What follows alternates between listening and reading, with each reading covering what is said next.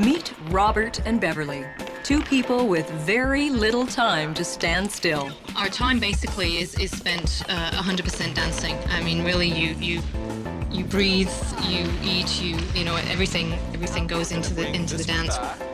Whether it's practicing for our own competition, whether it's teaching other people and getting them ready for competition. And better. Hi Beverly, how you doing? They're launching their own website. I'm really excited about the new interface, so I'm excited to see what you guys have actually done. They're negotiating venture capital for their ballroom dancing business. Okay, well that's terrific progress. If it's all right with you, we can just touch base on Tuesday or Monday. In fact, since they were married in 1993, they've built their lives around ballroom. We met actually through dancing. We went to the same teacher. And Robert had never danced before. This was his sort of introduction. I'd already been dancing for a number of years. I don't know whether it was some sort of foreshadowing or whatever, but anyway, our teacher put us together just to dance, and Robert then got the feeling of what it was like to dance a quick step with a higher level person. Then I started to get a crush on her. So there was crush, because I wasn't aware of you know, how he felt, and we had started to date maybe a couple of months before we became partners. So it was sort of just on that verge of both happening at the same time. Because we've been dancing for over 10 years, I mean, I think ballroom dancing is really a good indicator of a marriage. Because if you can survive lessons, you can survive time together in practice, and having different opinions, but being able to, you know, I know, you know, we've had great arguments, but you know. Chairs being thrown, things like that. Personality-wise, I think we just complement each other because I cover things differently than her, and then it's like two halves. But it is. I mean, I think we are. You know, he picks up where I leave off, and vice versa. And I think that's what makes it work so well.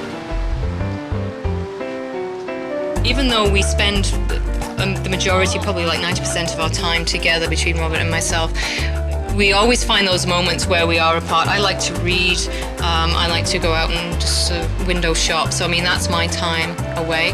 Robert likes to surf and read business books and whatever, and so that's his time away. So we make sure that we have those moments.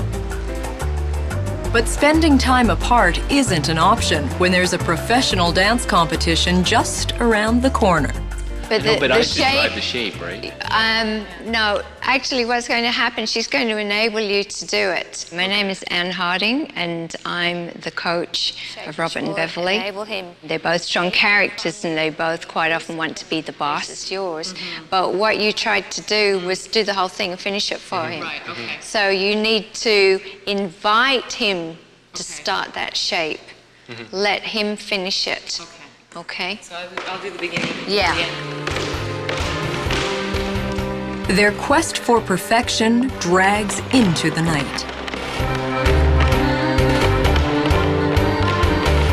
Robert is very focused in what he's doing. Sometimes he gets a little bit too focused, and it's hard for him to be able to relax and just let it happen.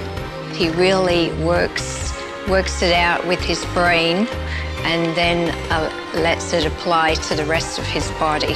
With 12 other couples on the floor, you have to constantly, it's like chess or a moving chess. You have to see where a couple is and then be able to shift, you know, on the fly and be able to telegraph to her without everyone knowing. I feel like I'm on this path, Okay. and then you want to change me to go on this path. Beverly is a little bit more of a feeling person.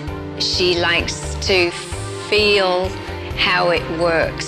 So she learns from remembering how it feels when it's correct. I have to allow Robert to initiate the action. There is much more now where the lady is more active in her dancing, and I think that's very much changed in today's age, in that yes, the man leads you into something, but then the next thing, it's your turn to go, it's your turn to shine, it's your turn to power.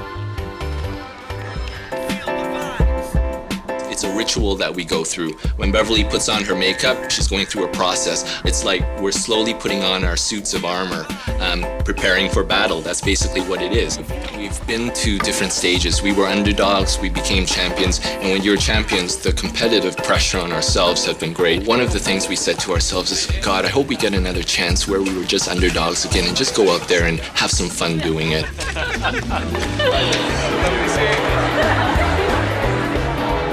Tonight, I just hope we're just so focused into each other, and if people are in the way, that we'll just, handle the thing, and I hope we'll respond to each other.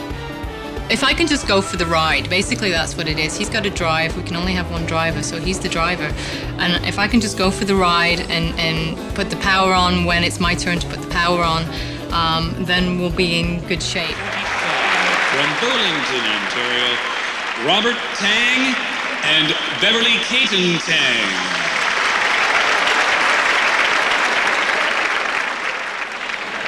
Tango.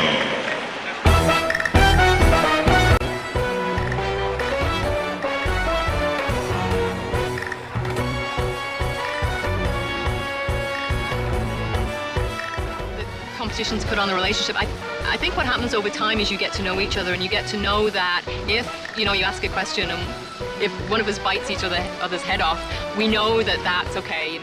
We've used this analogy a lot. It is like yin and yang, and being able to just because we're kind of complementary to each other, we kind of balance each other out. From Burlington, Ontario, Robert Tang and Beverley Cayton-Tang.